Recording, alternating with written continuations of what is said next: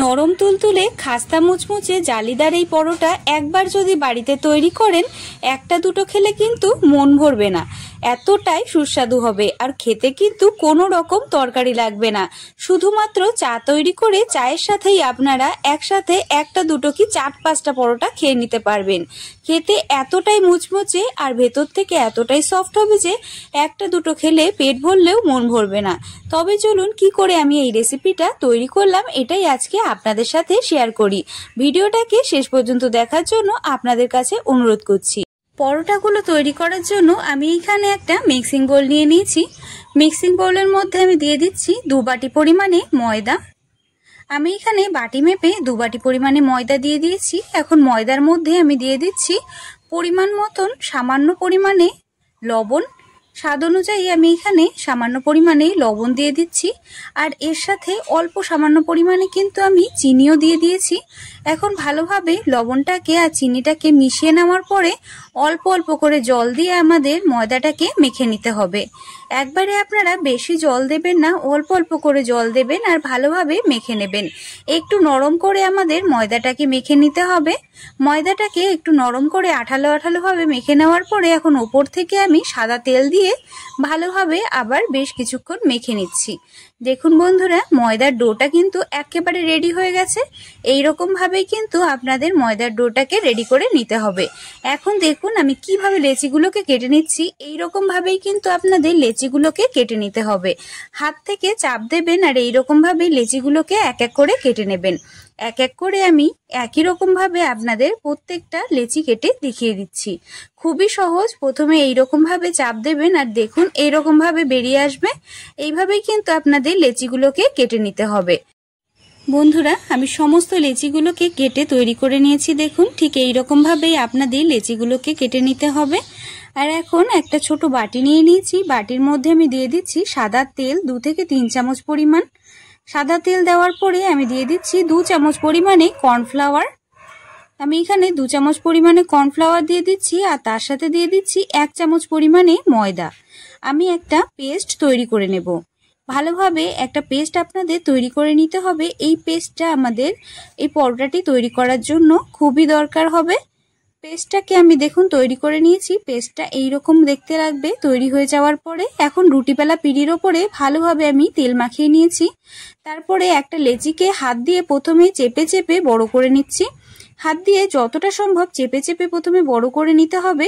তারপরে বেলন দিয়ে ভালোভাবে বেলে নিতে হবে। পাতলা করে যত বেলবেন ততই কিন্তু লাচ্ছাগুলো সুন্দর আসবে, তার জন্য ভালোভাবে পাতলা করে বেলে নিতে হবে।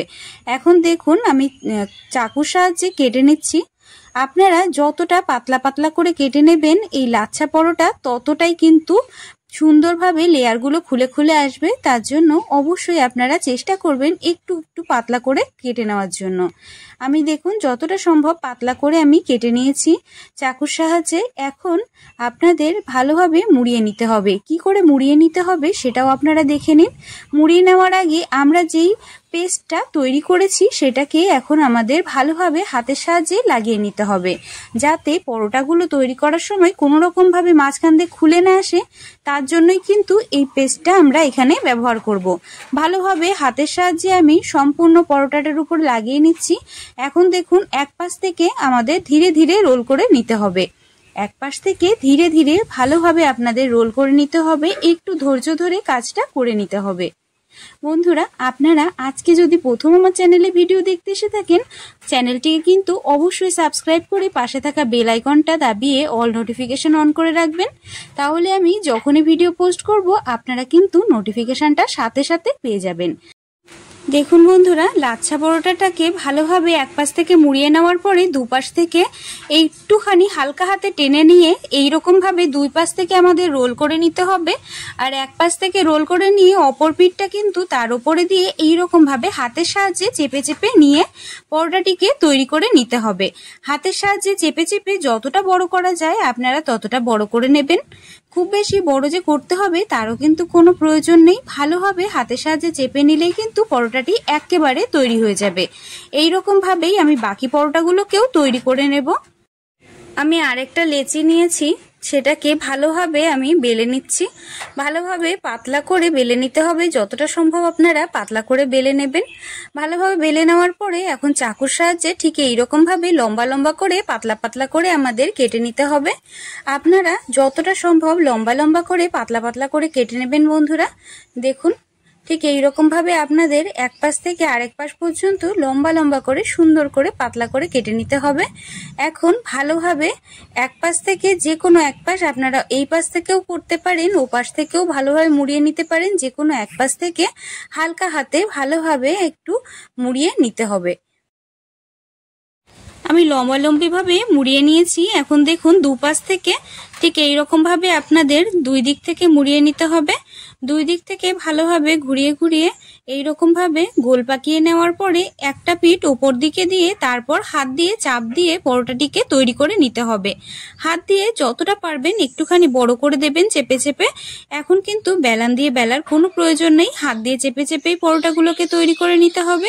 আমি একবারে দুটো পরোটা তৈরি করে আপনাদের দেখিয়ে দিলাম। আশা করি আপনারা খুবই সহজে বুঝতে পেরে গেছেন। আমি সমস্ত পরোটাগুলোকে তৈরি করে নিয়েছি। এখন একটা তাওয়ার মধ্যে আমরা ভেজে নেব। তাওয়ার পরে প্রথমে পরোটাগুলোকে আমি এক এক করে বসিয়ে দিচ্ছি। প্রথমে এপিঠ ওপিঠ ভালোভাবে আমি সেঁকে নেব, তারপরে এক এক চামচ তেল দিয়ে পরোটাগুলোকে ভেজে নেব। বন্ধুরা এই পরোটাগুলো এতটা সফট জালিদার আর বাইরে থেকে ক্রিস্পি হয়, খেতে কিন্তু দুর্দান্ত লাগে। কোনো রকম তরকারি আপনাদের দরকার হবে না, আপনারা শুধুও খেতে পারবেন। এমনকি এক কাপ চায়ের সাথে এই রকম পরোটা হলে কিন্তু একদম জমে যাবে। রেসিপিটা কিন্তু অবশ্যই একবার ট্রাই করে দেখবেন। অল্প পরিমাণে আমি এখানে তেল দিয়ে দিয়েছি, সামান্য তেলেই কিন্তু পরোটাটি সুন্দরভাবে ভাজা হয়ে যাবে। এক পিঠ এখন আমি উল্টে দিচ্ছি যাতে অপর পিঠ ভালোভাবে ভাজা হয়ে যায়। পরোটা দুটোকেই আমি উল্টে পাল্টে ভালোভাবে একেবারে লাল লাল করে গোল্ডেন ব্রাউন হওয়া পর্যন্ত সুন্দরভাবে ভেজে নেব। দেখুন বন্ধুরা তৈরি হয়ে গেছে আমাদের জালিদার লাচ্ছা পরোটা।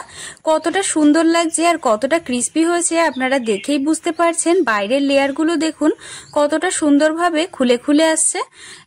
পরোটাগুলো দেখতে যেরকম সুন্দর, খেতেও কিন্তু খুবই সুস্বাদু। দেখুন বন্ধুরা আমি দুটো পরোটা রেডি করে নিয়েছি ভেজে। এখন আমি বাকি পরোটাগুলোকে ভেজে তৈরি করে নেব। এইরকমভাবে অবশ্যই এই রেসিপিটা একবার বাড়িতে তৈরি করে দেখবেন, কতটা খেতে ভালো হবে। আপনারা নিজেরা বাড়িতে তৈরি না করলে কখনোই বুঝতে পারবেন না। সমস্ত পরোটাগুলোকে রেডি করে আমি একটা প্লেটের পরে নামিয়ে নিচ্ছি। আমার আজকের এই রেসিপিটা আপনাদের কেমন লাগলো অবশ্যই কিন্তু আমাকে কমেন্টের মাধ্যমে জানাবেন। রেসিপিটা ভালো লাগলে চ্যানেলটিকে সাবস্ক্রাইব করে পাশে থাকা বেল আইকন দাবিয়ে রাখবেন এমন রেসিপি আরো দেখার জন্য। ভিডিওটাকে স্কিপ না করে প্রথম থেকে শেষ পর্যন্ত দেখার জন্য আপনাদের অনেক অনেক ধন্যবাদ। আপনারা সবাই খুব ভালো থাকবেন, সুস্থ থাকবেন। দেখা হবে পরবর্তী ভিডিওতে আরো এরকম নতুন রেসিপি নিয়ে। ততক্ষণের জন্য সবাইকে অনেক ধন্যবাদ। সবাই খুব ভালো থাকবেন, সুস্থ থাকবেন।